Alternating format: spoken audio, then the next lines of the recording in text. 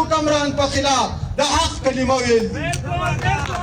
دا کلمه د جابر حکمران په خلاف خبره نشي کولی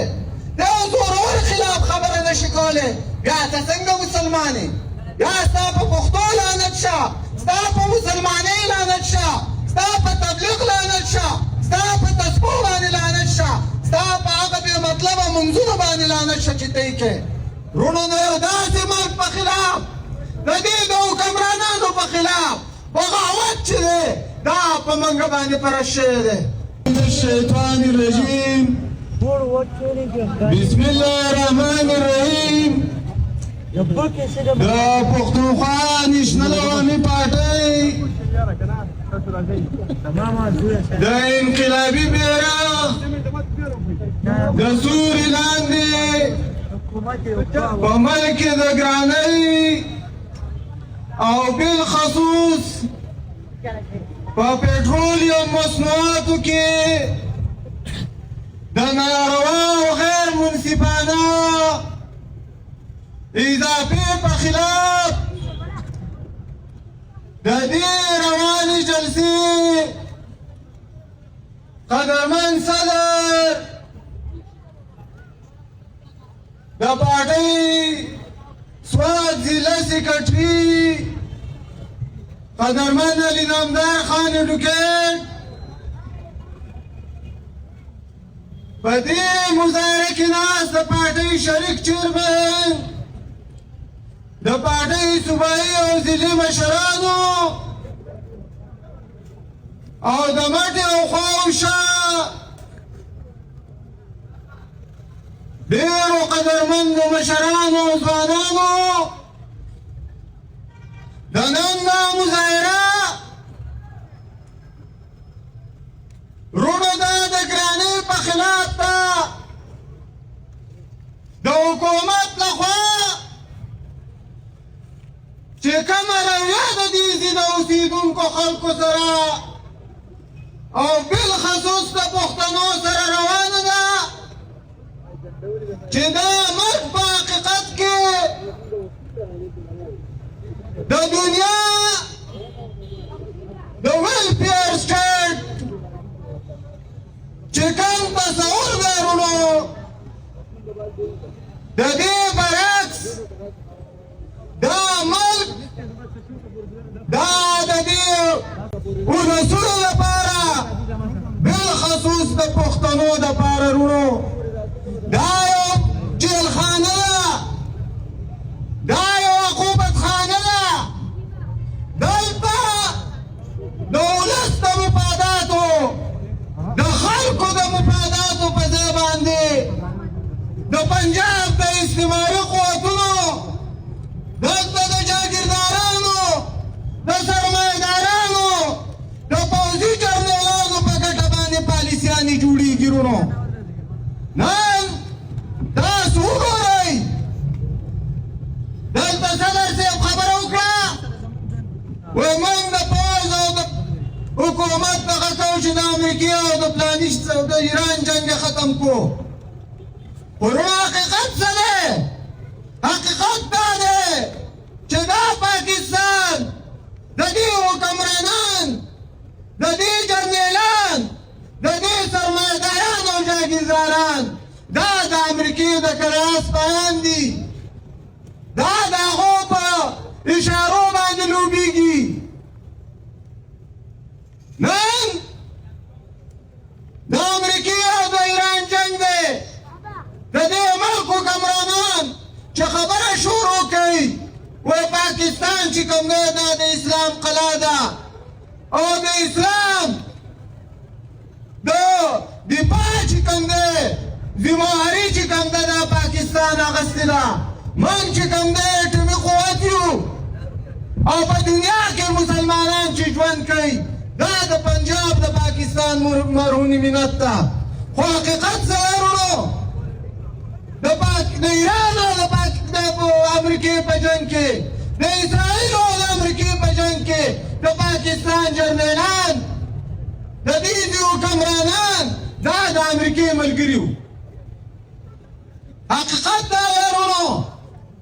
دلته هر هغه پراجکټ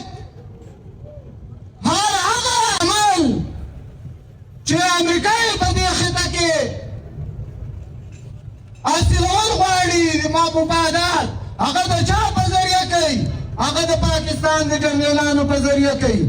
نن دا پاکستان په افغانستان باندې حمله ور دی. د څه لپاره ورو؟ افغانستان د پاکستان شرایطو ته د امریکې شرایطو ته تابع کړي.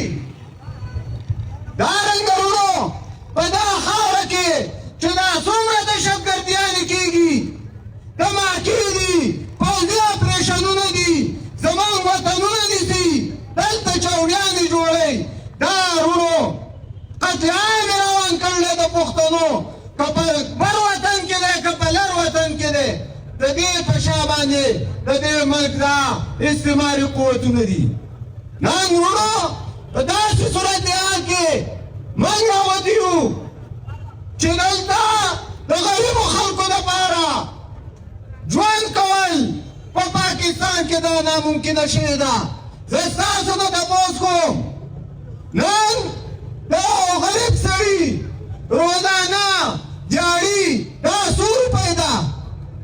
1000 روپۍ. په دا 1000 روپۍ کې چې دی ورځ اخلي، دی به د خپل بچي علاج کوي، دی به په خپل بچي تعلیم کوي. د ټماټرو نه نیولې بیا تر تیلو پورې، بیا تر پلانشي پورې تعلیم صحت، دا زموږ د خلکو لپاره خوب جوړ شوی دی. نو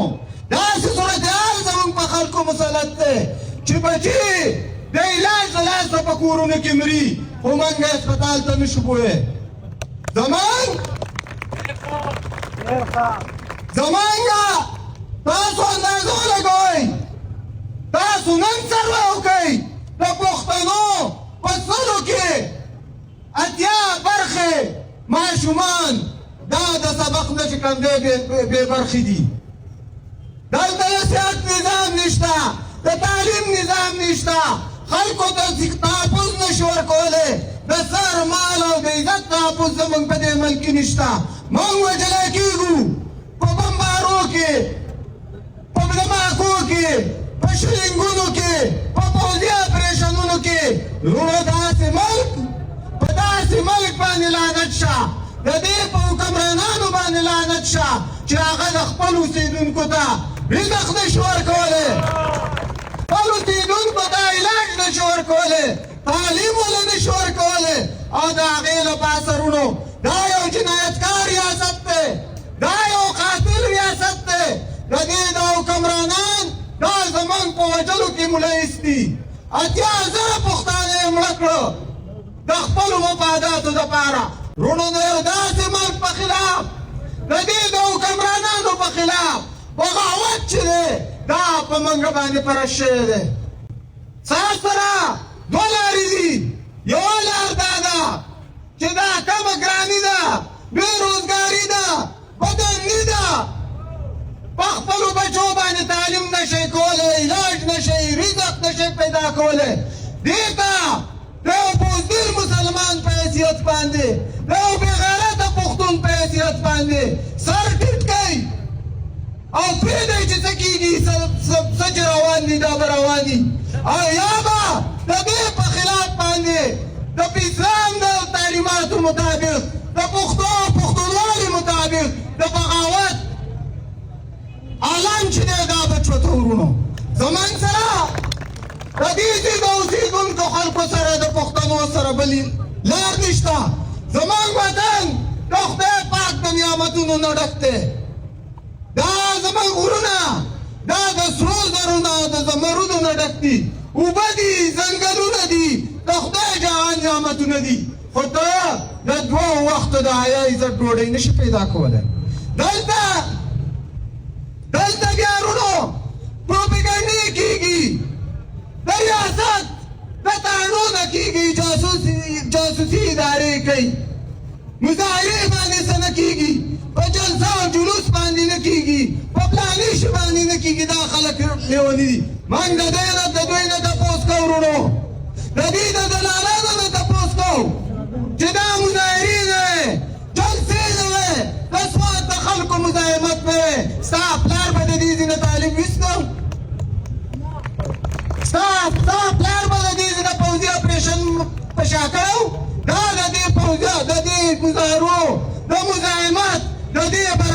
ورونو موږ د خپل خلکو باندې غږ کوو د دې په اوسېدونکو باندې غږ کوو دا نن په مټه کې یو څو سوه خلک راغونډ شوي دي ولې دا ګراني بېروزګاري پټرولیم مصنوعاتو کې په نرخونو کې اضافه دا د دې خلکو مسله ده زموږ په ټولنه کې زموږ په کلو کې دا غریب خلک دی چې موږ راغونډ شوي یو دا مسله د هر اوسېدونکي مسله ده د دې خاورې خو وروڼو موږ د خپل کور نه راوتو ته تیار نه یو موږ په خپله مسله په موږ کې ځانځاني په موږ کې بې اتفاقي په موږ کې نفرت دا دومره جوړ شوی دی چې وروڼو چې زما د کور چنې ته اور نه را رسېدلی زه تر هغه پورې د خپل ګاونډي دپاره خبره نه کوم دا د ګراني